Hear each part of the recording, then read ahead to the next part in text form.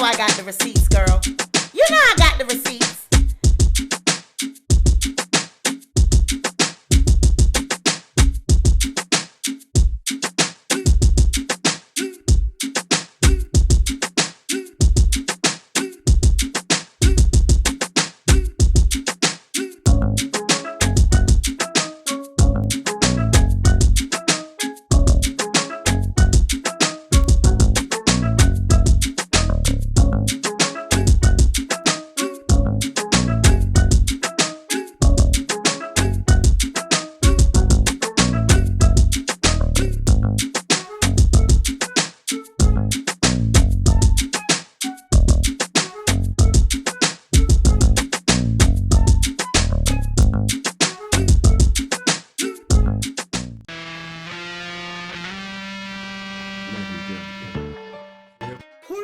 Was born in New Orleans, Louisiana on March 9, 1971.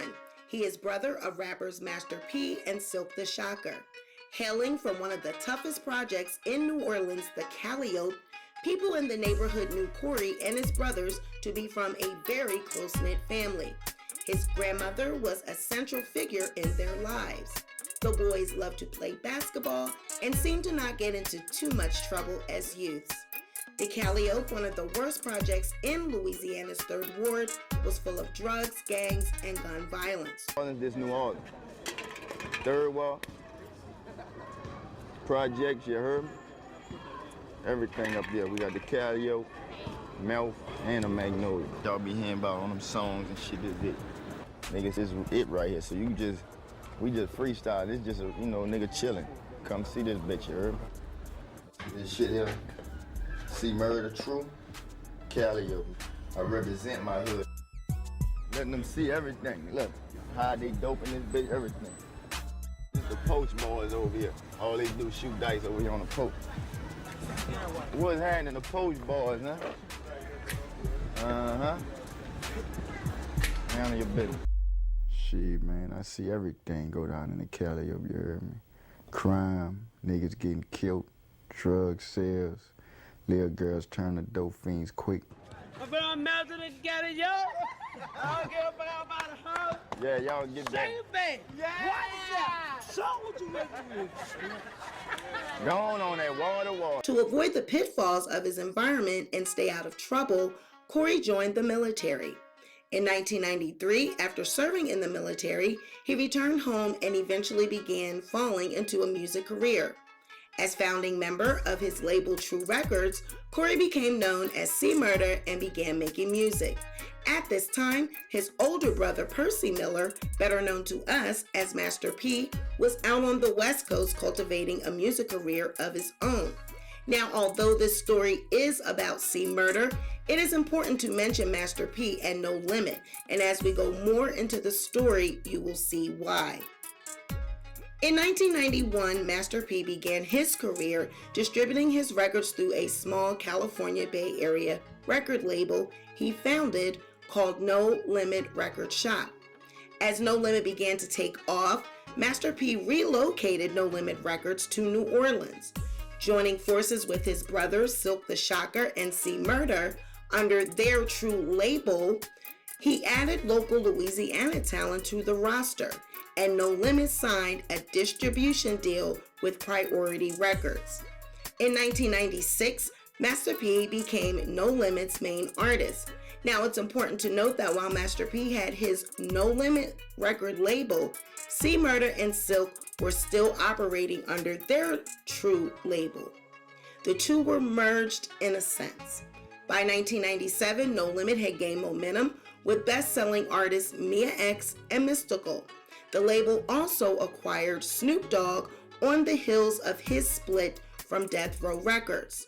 Snoop's debut album for No Limit, The Game Is to Be Sold, Not to Be Told, was the most successful release in the label's history at that time, selling over 500,000 copies in its first week and certified double platinum in less than 3 months. While Master P was having his success under the No Limit brand, cmurder and Silk under True, which stands for The Real Untouchables, were not doing too bad themselves.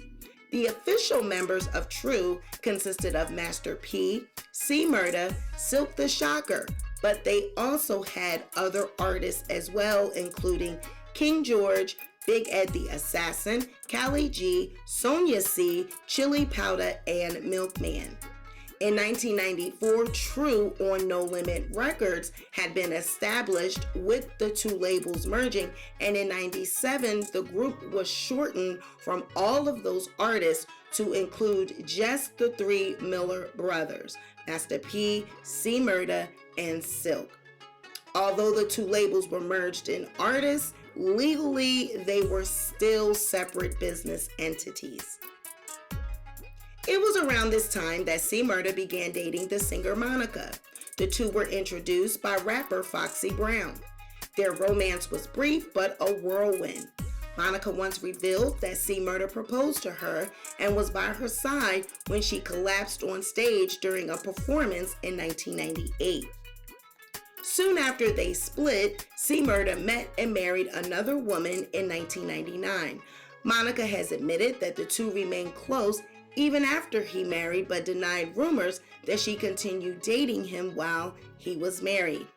It has been speculated that Monica was underage while dating cmurder, her being 16 and him 26. Monica has always denied this. cmurder himself has stated that when they originally convicted him in 2002, he told Monica to go and live her life because it was not going to be fair to her for what the system was about to do to him. The two have remained extremely close to this very day. Just this past Christmas, Monica performed in Baton Rouge and posted pictures to her IG with cmurder's daughters. In 2001, No Limit left Priority Records and signed a distribution deal with Universal. The label's name was changed from No Limit to The New No Limit. The first release under the new No Limit banner was Master P's 10th album, Game Face. With Universal, the label also released new albums by the 504 Boys, Little Romeo, and Magic and Choppa. By late 2001, No Limit had begun to fall on hard times. Due to various legal issues and lawsuits, the company was forced to shut down. On December 17, 2003, the company filed for bankruptcy and Master P then sold the catalog. However, in 2004, True Records, which was cmurder's original label, was able to reform under Koch Records. Through all of the ups and downs, successes and failures, and millions of dollars being made, cmurder was still living the life that he rapped about. He was hanging out in the projects, hanging out around drugs, gangs, and gun violence. While his rap career called for him to be in the studio, making hits, and shooting music videos, cmurder could be found on a daily basis in the projects. He even still had a 2-story unit of his own that he lived in. Y'all think you heard me? Yeah, you know me, being back in the hood, I had to come back. You know, it's like, I got all kind of spots and shit, you know, houses and all this shit, but fuck it. I been in the hood more than I be anyway, you know, still trying to do what I gotta do. So why not have my own spot there still, you heard me? It's 2-bedroom, 2 stories, 3rd floor Calio style. Motherfucker be every day. Motherfucker ain't tripping. They see a nigga all day, every day. Getting it repainted, you heard me? So they had to take everything up my chain, you heard me? Like that. Nigga had to do that. Yes, you feel me? Just to be comfortable chilling, fuck, you know, get my spot and chill out even more, you heard me? Rent pretty cool. You get free water, free lights. You know, you can have your AC bumping all night, you don't have to worry about nothing. Plus, one of the benefits of living in a project is then hurricane time, you ain't got a trip because them bricks ain't going nowhere, you heard? You ain't got a trip. You get people coming from out the hood in the projects, you know, who got houses, they come in the project just to be cool with hurricane season. Insiders remember him pulling up into the projects in his plush, tinted window, bulletproof excursion with the music pumping. He could be heard coming from blocks away. He would have his close friends with him, but never any detailed security. He was known to carry a little personal security of his own, if you know what I mean. On the night of January 18, 2002, cmurder was in attendance at Platinum nightclub with about 10 to 15 people. A rap battle was taking place that night, and 16-year-old Stephen Thomas had told his parents that he was going out to a movie, but secretly went to take part in the battle. As cmurder and his entourage were coming into the club, because he was a celebrity, him and his crew were allowed to go in the club before other regular guests, and they were also not patted down, nor was the metal detector wand used on them, so they went through without being checked for weapons. Now, it's very important to note that the next series of events that took place are widely speculated, and witnesses that once testified to these events have since recanted their stories. Witnesses say as Stephen was exiting the stage after rapping, he may have bumped into someone from cmurder's entourage, causing a fight to break out. A group of 6 or 7 people attacked Stephen and began brutally beating and stomping him. Witnesses say that he was fighting for his life as cmurder stood by watching. It is reported that cmurder then stood over the victim, shooting him in his chest. Stephen later died from his injury. cmurder was arrested the next morning on January 19th for causing a disturbance at the House of Blues in New Orleans. He was then indicted for the murder of Stephen Thomas on February 28, 2002, and convicted in September of 2003. While in jail, it was found that prosecutors had withheld information about the criminal background of a witness, and cmurder was granted a new trial. As a result, he was released from jail in 2006 and put on house arrest as he waited for a new trial. In 2007, Judge Martha Sassoon, the judge in cmurder's first trial, was defeated by a judge named Ellen Kovac, and she put in a request to have cmurder returned to jail. On May 27, 2009, cmurder pleaded no contest to 2 counts of attempted second-degree murder. These charges were from an earlier 2001 incident in Baton Rouge in which cmurder fired 1 shot from a semi-automatic pistol, after which the gun jammed. He fired the gun at the owner and a bouncer of a nightclub who refused to allow him entry into the club with his gun. For this crime, he was sentenced to 10 years with credit for time served. On August 5, 2009, the murder trial for Stephen Thomas began. A bouncer testified against cmurder, saying he witnessed the shooting and he expressed fear of repercussions for his testimony. Prosecutors also charged cmurder's associates with witness tampering. Once testimonies were heard and the jury was out to deliberate, the jury reported back to the judge that they were deadlocked. The judge was not having this and instructed them to attempt to resolve the deadlock. 3 hours later, the jury returned to announce it reached a 10-2 guilty verdict. The judge suspected that given the deadlock announced earlier, followed by the quick reversal, one of the jurors decided to switch under pressure to end the trial and instructed the jury to go back and deliberate on the case longer. When they returned with the same 10-2 verdict, cmurder was convicted of second-degree murder. During sentencing, the victim's father said, "I am not rejoicing. I feel bad for his family, but at least they can see him. What have we got but a gravesite and a photograph?" cmurder was sentenced on August 14th by District Judge Hans Lieberg to mandatory life imprisonment. On August 27, 2009, Ernest Johnson, president of the Louisiana NAACP, requested an investigation into the jury deliberations. One of the jurors, Mary Jacob, said that both she and a fellow juror, a 20-year-old college student, were verbally abused by fellow jurors for their decision to acquit. According to Jacob, the abuse resulted in her switching her verdict, saying, "They literally made this 20-year-old girl so violently ill, she was shaking so bad. She ran into the bathroom. She was throwing her guts up. She couldn't function anymore. That's when I decided the judge don't want to listen to me, doesn't want to listen to us. I told them, you want him guilty? He's guilty. Now let's get the hell out of here. This account was partially confirmed by another juror. In Louisiana, a 10-2 consensus is sufficient for conviction, but a 9-3 consensus results in a mistrial. As a result, cmurder appealed the conviction. On December 28, 2011, his conviction was upheld and he remained in prison.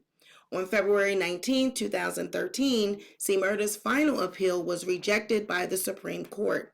After a jury voted 10-2 to convict him, his attorneys argued that because federal juries must reach unanimous verdicts in criminal cases, cmurder should have not been convicted in Louisiana.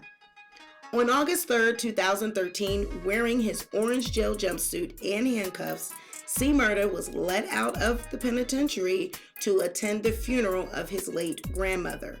Photos of cmurder at the funeral with his daughters and nephew Romeo Miller popped up on Instagram. Romeo posted, "Being able to just sit and have a conversation with my uncle at IMC Murder was a blessing. We're gonna get you home, Uncle C. Love ya." In June 2018, cmurder's case was featured on Investigation Discovery Reasonable Doubt. It was on this episode that Kenneth Jordan, who was a security guard at the nightclub the night of the shooting, recanted and discussed his false testimony. Jordan stated he was pressured by detectives to testify against cmurder, or he himself would have faced a 10-year prison sentence for unrelated criminal charges.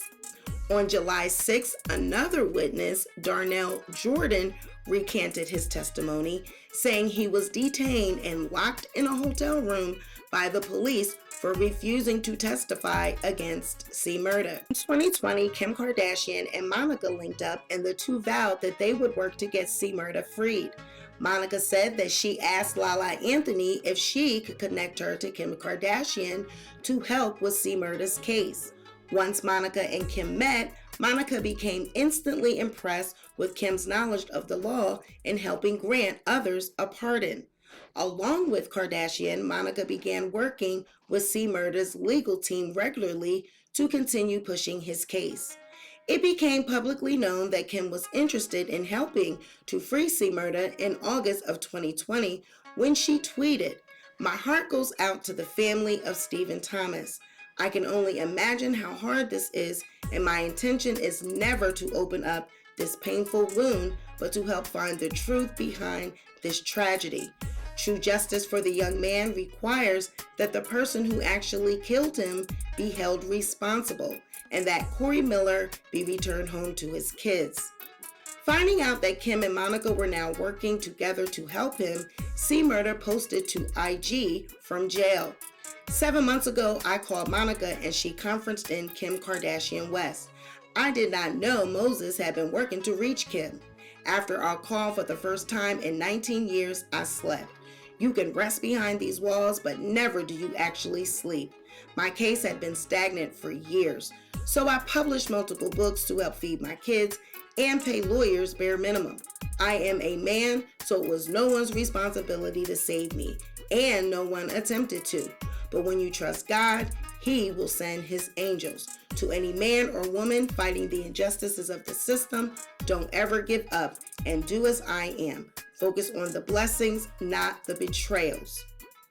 Shortly after this, in an interview with TMZ, Master P expressed his hopes that Kim Kardashian's involvement would help his brother's case finally be resolved, though he had some choice words of caution as well. One of the hardest things I ever had to do, but Jesus told the disciples, go out and be truthful, and whoever can appreciate, feed off and keep it moving. This is not about me. This is about the older people in my family that has no verse when it comes to what's going on right now. And they shouldn't be talked about the way they have been.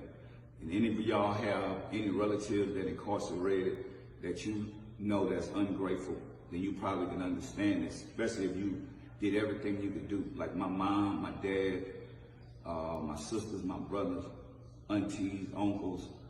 I know they've been, them went above and beyond to help my brother. And I'm real disappointed because I didn't even know he had a social media. But when I checked and seen like who he's following and what he was saying, you know, some of the stuff don't even look like he wrote it, but if he did, or it's his people, you know, bloggers, the devil, fake media people, they're gonna take that stuff and run, because they're all about devouring and conquering. And everything that my family worked for, our reputation, you know, just because somebody that's incarcerated say whatever, it's entertainment for the world. But this is not entertainment. This is not fun. This is hurtful. You know, I know my brother said that he put some books out and made bare minimum, and that's the way he take care of his family, which, you know, in those books is what I disagree with. He talked about my mom, my dad, the people that created him. He said that they didn't do nothing for him, which is a lie. And anybody that know me, I don't need to be pat on the back or nothing. Whatever I done for him, I done it out of love. My grandmother, she's not here right now. She's my angel. I know that, and she should be his angel. I've never heard him talk about her like that. But I know Kim Kardashian put out one tweet, and she is angel, which is crazy to me. But I appreciate it. Like I said, my brother is innocent, and I hope she can get him out. I want him to come home. I see where Monica, his ride or die. He just started talking back to her 7 months ago. And I know maybe it's prison talk, you know, I know he's incarcerated, and I get that. But still, you have to have a heart for the people that really helped you. Monica just got divorced last year. So I'm thinking like, that's your ride or die. That's cool, if that's the way you feel. But let's be real, I have family members that think my brother coming home and they're not truthful. Maybe Silk scared to tell them the truth. My sister, my aunties, uncles, everybody think that this man is coming home and he gonna get a settlement, he gonna take care of everybody. But the truth is, and I know the truth hurt, what did he do the first time he was home? Who did he help? Why do people owe him when his friends has him incarcerated? That's the real reason he's incarcerated.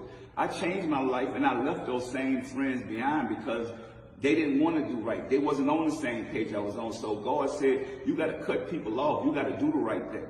And this to my brother, if you sit in that cell, or you got social media, you can see this, because I'm not coming to the jailhouse no more.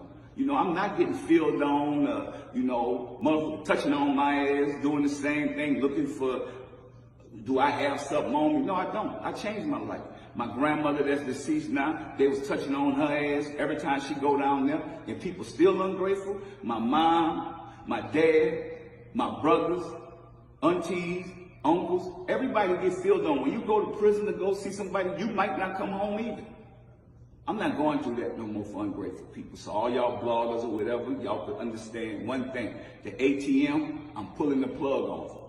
Because people that's ungrateful and don't appreciate me, even my own family members, they'll forget. Because you could give people, they hit you. I'm an ATM, I get it. That's what I am. I'm an ATM and now I'm a square because I'm not in the hood. I'm only not in the hood because I did the right thing.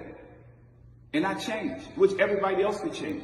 But when you go to the club and you convicted of a crime that somebody else commit because you're with the wrong people, and then the people that's with you, you call them the cut boys, that's in taking care of your business, while you locked up, they on the streets, and they all turned on you, and you say nothing about it, you never made a record about them, you never wrote a book about them, turning on you.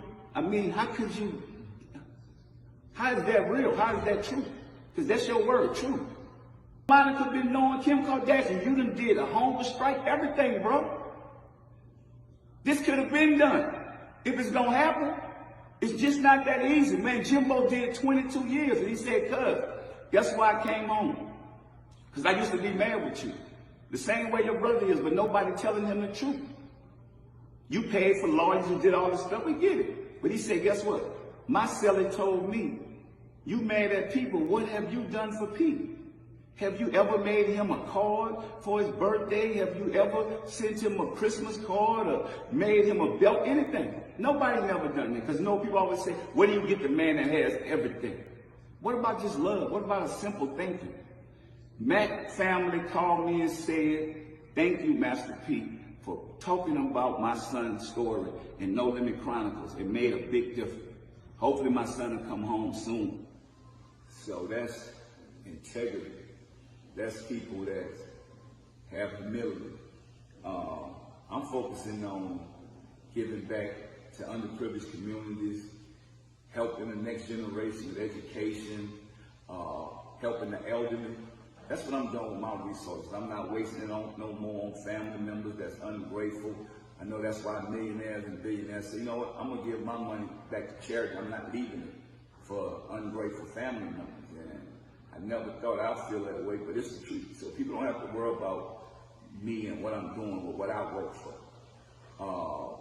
When you look at my grandmother that's not here, I had to pay somebody to get you to her funeral, which is crazy, and you forgot.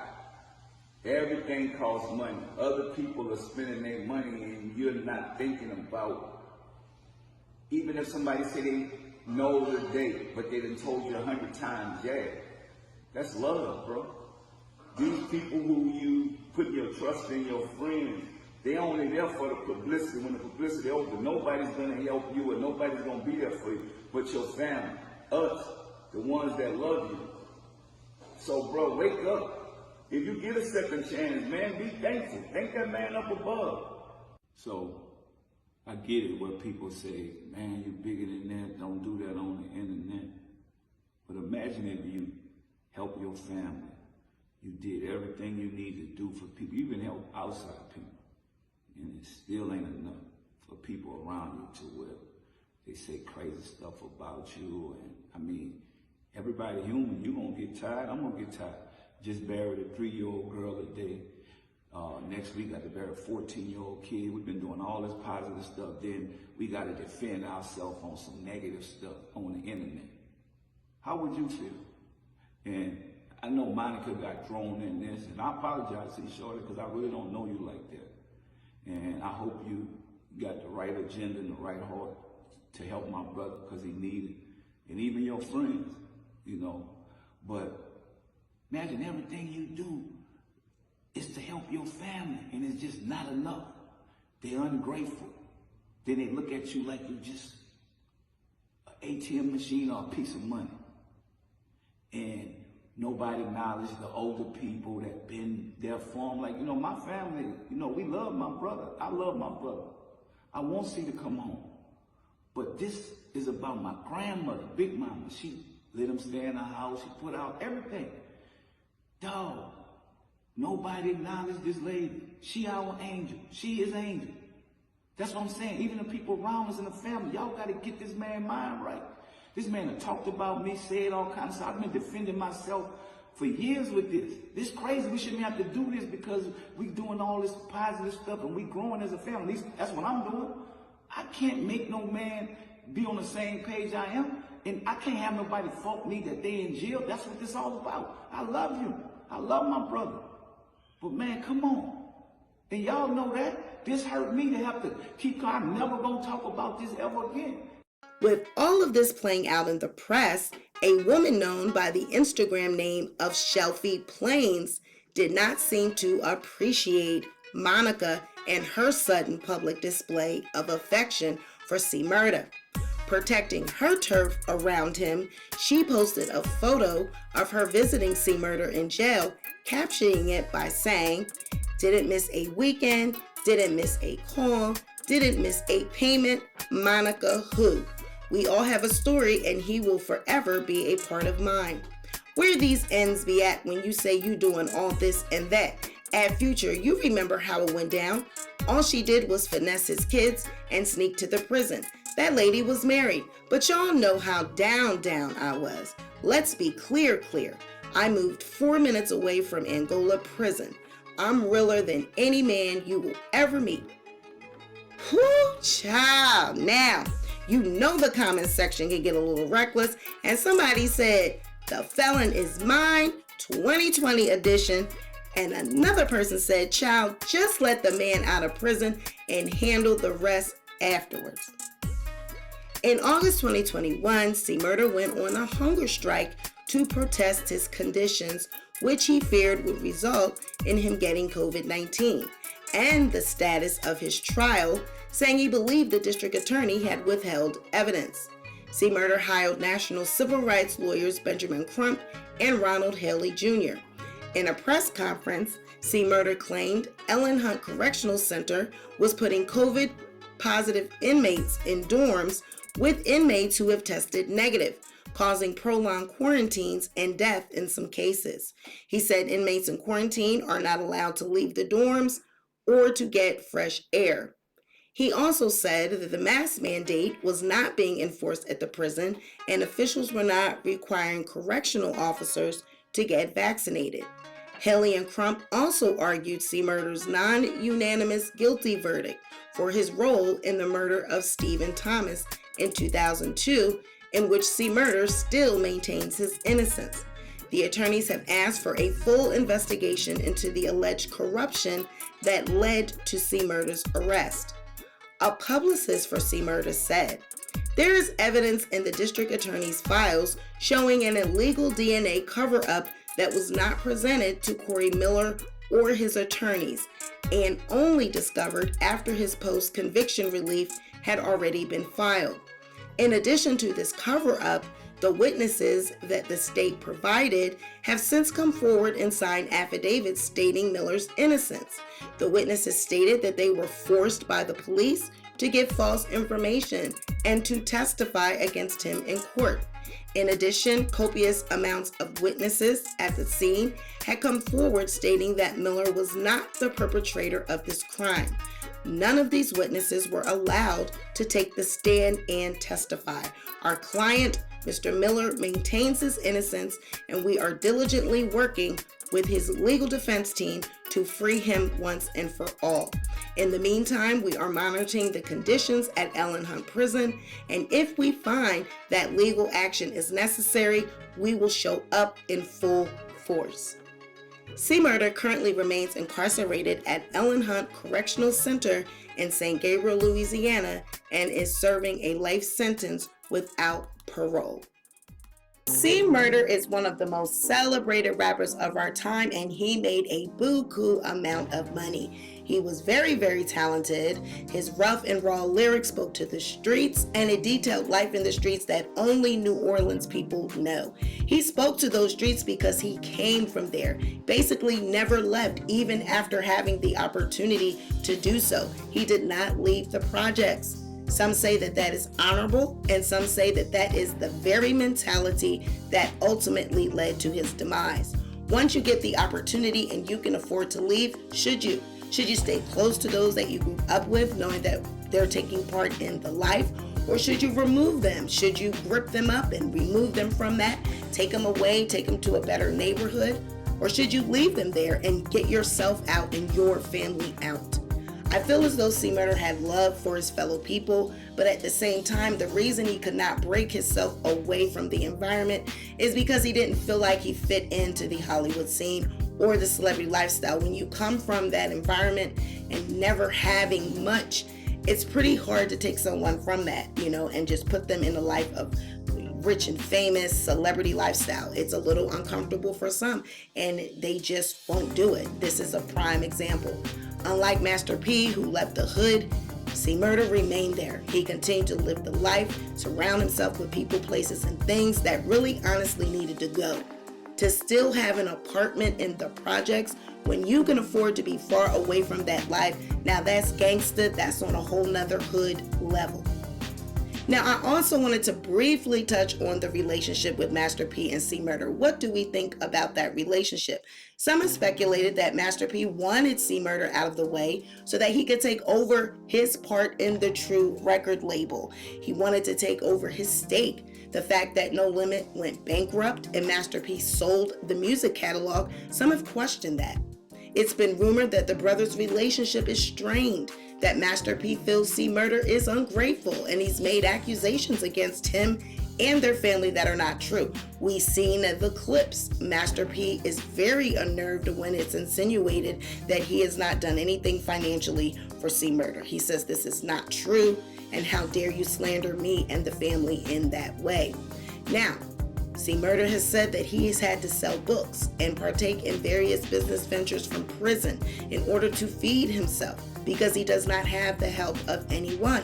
Of course, again, Master P says all of that is not true. He has done all he can do for his brother.